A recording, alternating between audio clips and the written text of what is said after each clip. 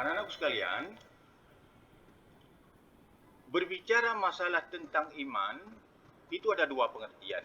Ada secara istilah, ada secara bahasa. Pengertian iman secara bahasa, yaitu keyakinan atau percaya secara bahasa. Sedangkan iman secara terminologi atau secara istilah, menurut pendapat ulama itu, ada ulama mengatakan bahwa yang dikatakan iman secara istilah iqraru bil lisan wa tasdiqu bil qalbi wal amalu bil arkan. Artinya iqraru bil lisan, mengucapkan dengan lidah, wal amalu bil arkan, dan mengamalkan dengan iqraru bil lisan wa tasdiqu bil qalbi. Maaf ya nak ya. Wa tasdiqu bil qalbi, dan membenarkan dengan hati, yang terakhir mengamalkan dengan anggota badan. Cukup. Oke, Pak Nazar, kemudian silakan ditutup pembelajarannya. Baik anak-anakku sekalian, berhubung waktunya udah habis, perlu kalian ingat bahwa ada sedikit PR yang Bapak kasih untuk kalian. Pada halaman, coba dibuka halaman 266, itu tugas yang 266 itu tolong dikerjakan. Minggu depan coba di bawah ya. Pokoknya belajar dengan yakin, dengan tekun. Itu yang penting. Jadi berhubung waktunya udah habis, kita padai di sini dulu. Wabillahi taufiq wal hidayah. Assalamualaikum warahmatullahi wabarakatuh. Baik, Dr. Marzuki, silakan. Baik, terima kasih Prof. Tuku Nazarullah ya. Iya Pak. Tugas, di mana tugasnya itu? Di SMA Negeri 1 Gelempang 3 Pak. Gelempang 3 apa? Gelempang 3 Gelempang Menye PD ya Pak. Oh, Gelempang Menye. SMA apa tu? SMA Asal Gelempang Menye Pak. SMA SMA Negeri 1 Gelempang 3 Pak. Iliko ke Polsek Pak. Ya, dari segi mengaji pertama bagian besar betul, tapi masih juga ada yang salah seperti huruf tadi ya. Kemudian mat wajib tadi, was-samaa'a rafa'aha wa wada'al mizan. Za-nya juga tadi masih salah ya. Iya Pak. Ada beberapa memang makharij hurufnya ya, mungkin diperdalam lagi ya makharij huruf ya. Kemudian tadi mat wajib tadi, kalau sama itu enggak boleh pandang was-samaa'a rafa'aha, enggak bisa. Was-samaa'a rafa'aha, was-sama' panjang ya. Makharij huruf saya kira yang masih banyak bermasalah. Kemudian untuk selanjutnya saya Gimana Pak? mengelola kelas secara itu sudah bagus saya kira ya. Kemudian pertanyaan saya yang pertama sekali, salah satu ciri-ciri dari pembelajaran abad 21 apa Pak? Ciri-ciri pembelajaran abad 21. Ya. Sebentar Pak ya, mau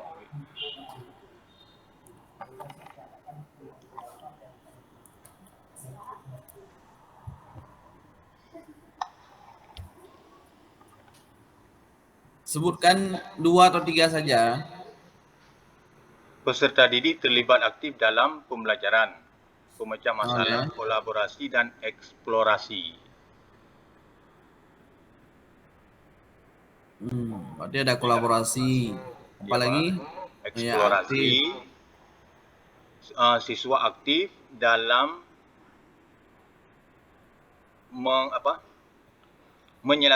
menyelesaikan masalah. Yang kedua eksplorasi, yang ketiga eksplorasi, kolaborasi Pak. Boleh. Oke, baik. Kemudian dalam teori-teori pembelajaran itu ada istilah teori Bloom ya. Pernah dengar Bapak? Ada Pak. Teori Bloom? Ya, teori Bloom. Itu ada C1 sampai C6 ya. Ya Pak. Kalau yang untuk hot itu C berapa sampai C berapa, Pak? Kalau nggak salah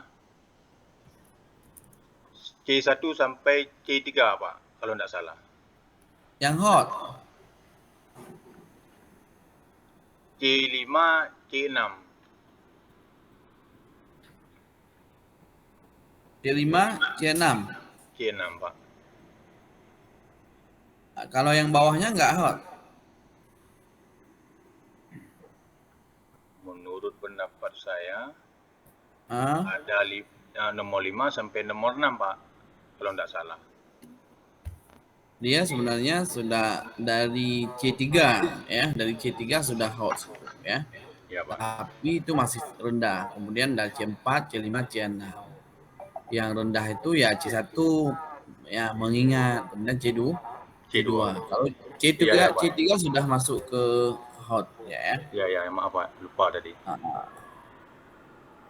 Kemudian eh,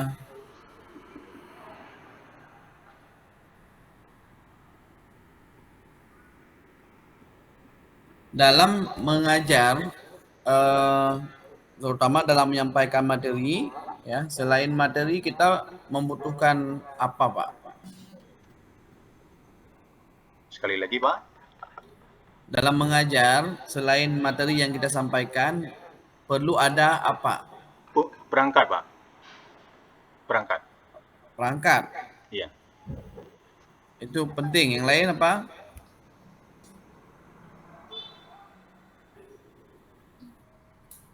Yang lain mental, penguasaan materi, selain apa? Prota, promes, prosem, media belajar, kalau nggak salah Pak. Metode di mana? Kok nggak ada?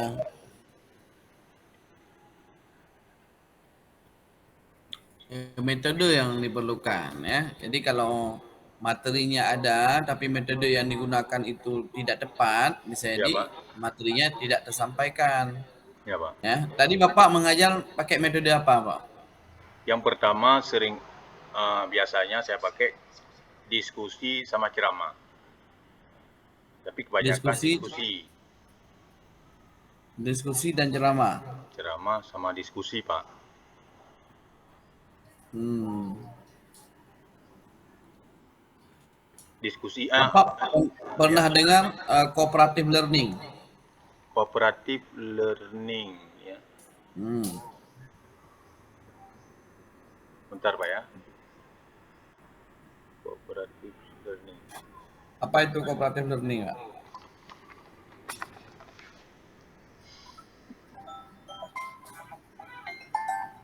Cooperative learning Ah. teori yang memanfaatkan fenomena kerjasama gotong royong, Pak. Saya ulang kembali, yang dikatakan cooperative learning memanfaatkan fenomena kerjasama atau gotong royong, Pak.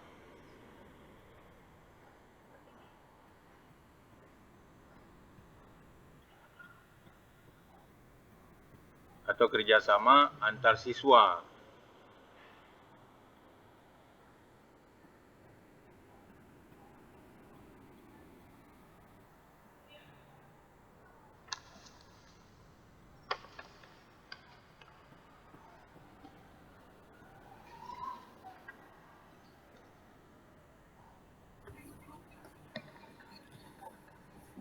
Baik, kalau cooperative learning itu apa namanya kerja kelompok, Pak ya. Jadi Ya, cooperative learning sendiri itu adalah model pembelajaran. Nanti ada model-model lain, ada yang menggunakan beberapa model cooperative learning, ada Jigsaw nanti, ya, ada model-model lain yang masuk kepada cooperative learning. Model-modelnya beda-beda, ya. Seperti Jigsaw, ada TI dan sebagainya. Jadi metode itu penting untuk kita terapkan dalam pembelajaran. Jadi, selain materi yang kita sampaikan, misalnya kita menyampaikan atau mengajar misalnya tentang tajwid misalnya, Iya atau Pak. mengajar tentang berwudu misalnya.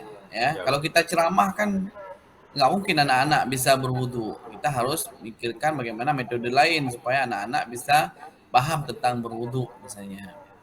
Jadi metode itu bisa jadi digunakan bermacam-macam metode ya. Iya Pak. Nah, ya. Baik, terima kasih Prof. Saya kembalikan Prof. Pak Zulkifli, makasih. Pak Nazar, ini kan ada, kalau di PAI itu kan ada 4 komponen ya, ada akidah akhlak, Quran hadis, kemudian fikih dan SKI ya. Iya Pak. Di PPG kemarin kan ada belajar kan? Insya Allah Pak. Hmm. Kalau yang Quran hadis yang Pak Nazar ingat apa saja?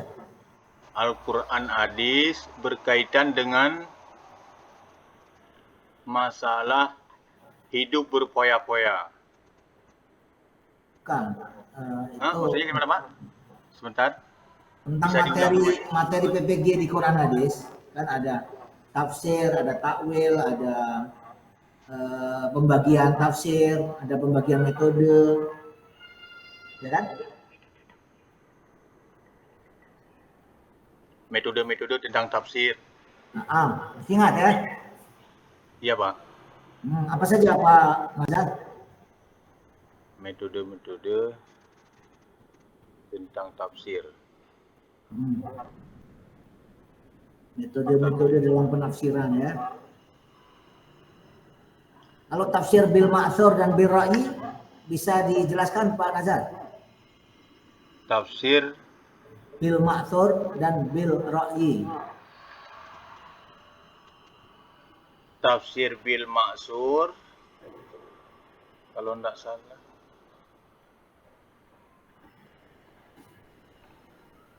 Metode penafsiran Al-Quran yang bersumber dari riwayat yang jelas. Ya, terus apa ada 3 model. Apa saja? 3 model. Ya itu, yang tafsir bil ma'thur. Bir ra'yi kalau tidak salah. Hah? Bil ma'thur. Anaknya bil ma'thur apa saja? Tafsir A dengan A, apa? Tafsir Al-Quran Al-Azim karya Ibnu Katsir.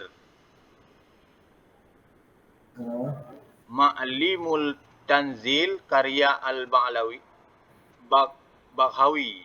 Itu tafsir apa Pak? Tafsir Al-Maksur bil Maksur. Kalau tafsir bil ra'i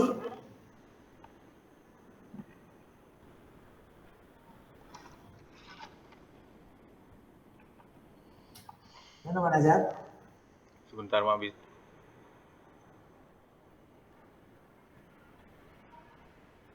Tafsir bir ra'yi.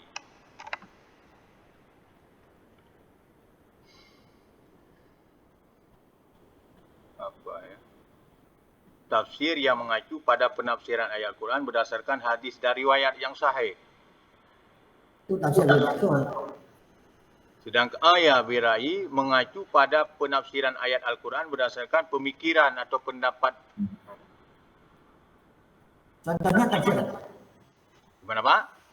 Contohnya tafsir bil ra'i. Contohnya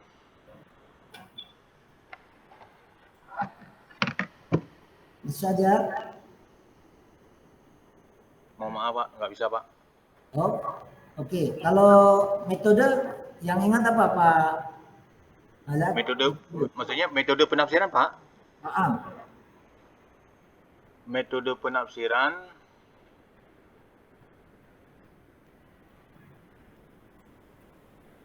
Masuk.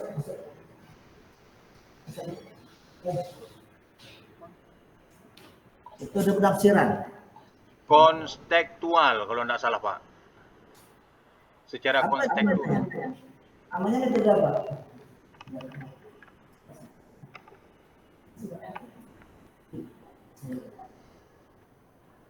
Apa saja orang ada metode Ya. Tahlili. tahlili, Apa lagi? ijmali kalau tidak salah. Apa? Mahali. Ijmali Pak. Ijmali. Tafsili, Apa?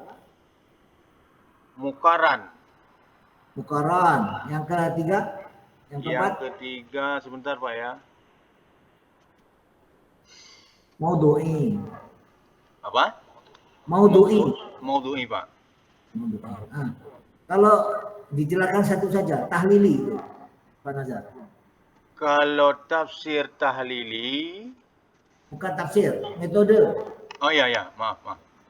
Metode tahlili, metode yang bersifat kalau tidak salah analitik, analisis, maaf. Contohnya tafsir apa? Gimana Pak? Contoh tafsirnya apa? Contoh kitab Tafsir tafsir. Jalalain.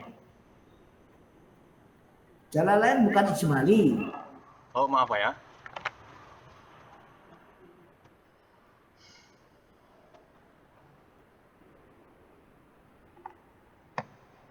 Ya udah, gini Pak Nazar, nanti diulang-ulang lagi ya, gitu ya. Gimana Pak? Nanti diulang-ulang lagi. Iya ya Pak ya. Kalau ini kedudukan hadis terhadap Al-Quran, Pak Nazar. Gimana Pak? Kedudukan hadis terhadap Al-Quran. Sumber hukum nomor 2 apa? Menurut Musa. Ya. Terus? Menurut kalau hadis. Hmm. Coba Pak diulang kembali Pak. Kedudukan hadis terhadap Al-Quran. Kalau Al-Quran sumber hukum yang pertama, kalau hadis tujuan hadis untuk menjelaskan Al-Quran yang bersifat mujmal kalau tidak salah Pak. Oke. Ya, 1, 2. Itu yang kedua untuk memperinci penjelasan ayat Al-Quran yang bersifat mujmal. Global. Ya. Oke, 3. 3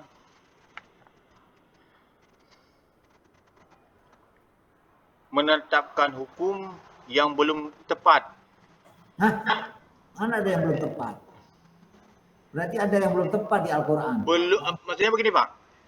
Menetapkan hukum yang belum ada hukumnya. Oke, 3, 4. Memperinci. Sudah.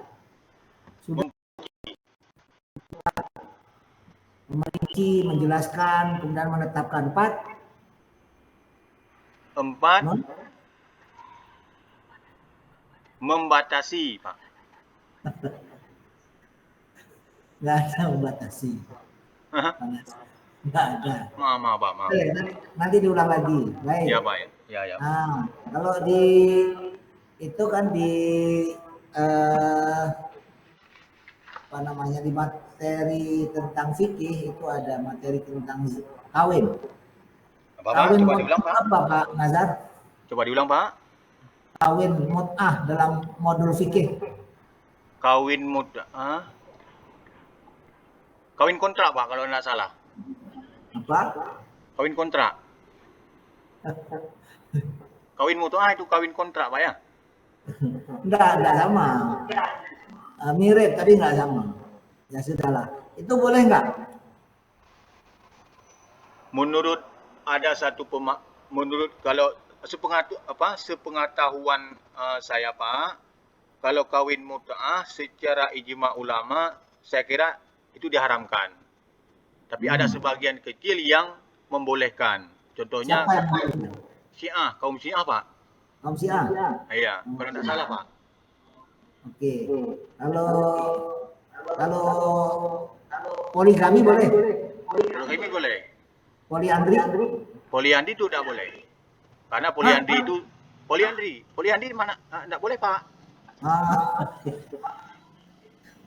Kalau asas perkawinan dalam Islam apa Nazar? Coba Pak diulang kembali Pak. Apa? asas perkawinan dalam Islam. Asas perkawinan dalam Islam. Monogami atau poligami? Asas perkawinan dalam Islam. Monogami atau poligami?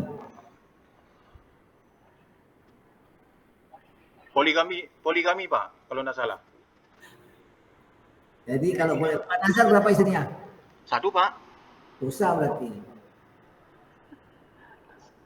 Hah? Dosa Enggak, berarti. Bapak katanya hukum. Karena Pak Nazar bilang asasnya poligami, jadi yang istrinya 1 salah berarti. Asasnya monogami. Monogam. Oh iya, maaf ya Pak. Nah, jadi kita yang 1 karena nggak bisa adil, nggak berdosa ya. Oke, kalau zakat, Iya Pak. profesi Pak Nazar boleh nggak? Maksudnya Pak? Zakat profesi itu ada nggak? Zakat profesi ada Pak? Ada. Betul nih, ada nggak? Biasanya kalau di kampung-kampung kan nggak ada zakat profesi itu nggak ada. Itu di Kalau di zaman kampung Rasul kan nggak ada. mana? Oh iya Pak. Sekarang ada nggak? Ada cuman di Mesir kalau nggak salah. Pak Nazar gajinya ada dipotong zakat. Maaf ya, maaf Pak, saya masih honor Pak. Iyalah, Enggak. kan ada apa namanya?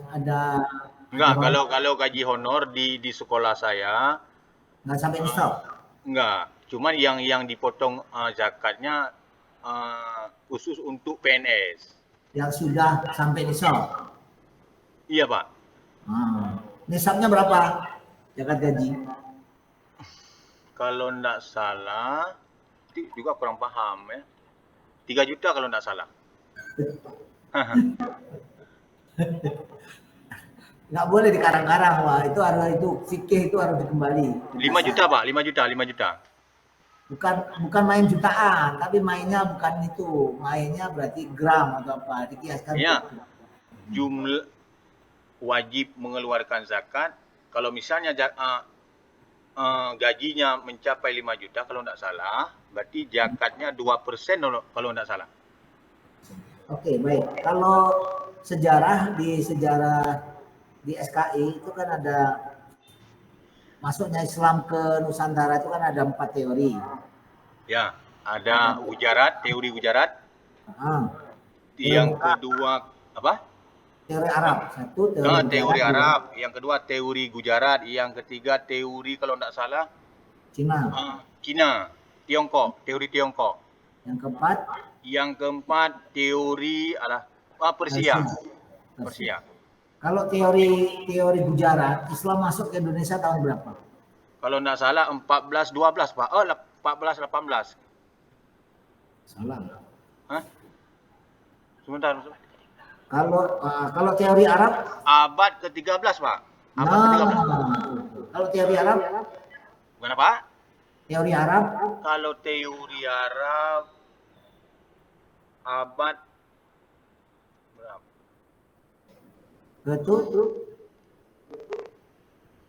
Abad ke berapa ya? Abad ke-7. Abad ke-7. Pak Nazar berpedoman pada yang mana? Teori Arab atau teori Gujarat? Teori Arab, Pak. Teori Arab. Apa buktinya? Adanya teori Gujarat, Pak. Maaf. Teori Gujarat. Apa alasannya?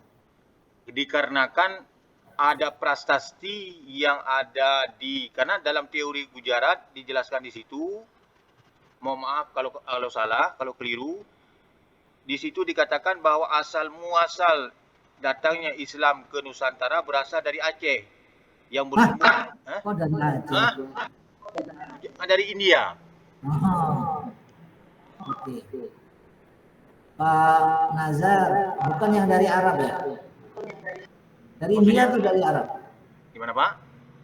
Islam ke Aceh itu dari India atau dari Arab? Dari Arab Pak. Tadi dari India, yang betul yang mana? Enggak, kan ada 4 versi. Enggak, yang Pak Nazar. Yang Pak Nazar saja. Tapi secara keyakinan saya Arab. Ya, buktinya apa? Alasannya apa? Dikarenakan adanya datang Islam ke Indonesia Aceh pada abad kalau tidak salah abad ke-7 Pak. Ya, ya, buktinya apa? Raja Murah Rai.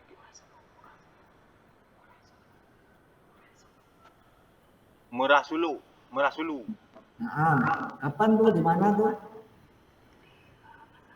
Di Samudra Pasai Pak kalau tidak salah. Samudra Pasai abad 13. Sebelum di Samudra Pasai ada di sebelum Samudra Pasai, sebelumnya di mana? Di Perlak Pak. Nah, belah. Jadi kalau abad 13 itu teorinya Senok Hordronya. Gimana Pak? Abad 13 itu teorinya Senok Hordronya. Oh iya ya. Kalau abad ke-7 teorinya Hasan Cicit Rai, Ali Alatas, Hamka, Asbia Sidiki, Zumadi Azra. Orang-orang Islam itu berpegang abad ke-7. Jadi dari Arab, bukan dari India. Kalau dari India itu abad 13, dari Arab abad ke-7. Ya sudah, Pak Nazar di pertama sekali Islam masuk ke mana di Indonesia ini? Aceh. Di mana Aceh? Islam pertama masuk ke Samudra Pasai. Bugis. Berapa katanya abad 13? Di Bugis Pak. Hah? Kok Bugis? Katanya di Aceh kok ke Bugis? Maaf ya Pak ya. Perlak Pak, Perlak. Perlah. Ya. Kalau Wali Songo, Pak Nazar pernah dengar? Pernah Pak? Wali Songo. Pernah. Apa tuh? 9 wali Apa? 9 wali itu apa? di Jawa Pak. Apa itu? Penyebar Islam di Pulau Jawa. Pertama ya. Itu Ya. dari mana asalnya? Pada Dari dasar Arab itu dari mana? Asal muasalnya. Wali Songo Pak. Asal muasal Wali Songo. Setahu saya Pak, maaf kalau keliru, berasal dari Aceh. Siapa namanya? Malikus Saleh. Yang bernama Sultan Malikus Saleh. Apa? Ya. Maaf Pak. Nanti dibaca lagi. Ya. Iya. Oke. Baik, ya sudah Pak Nazar. Baik, terima kasih sudah cukup. Ya. Terima kasih Pak. Kita undang sekali lagi. Ya, baik, makasih Pak Nazar. Assalamualaikum. Wassalamualaikum Pak.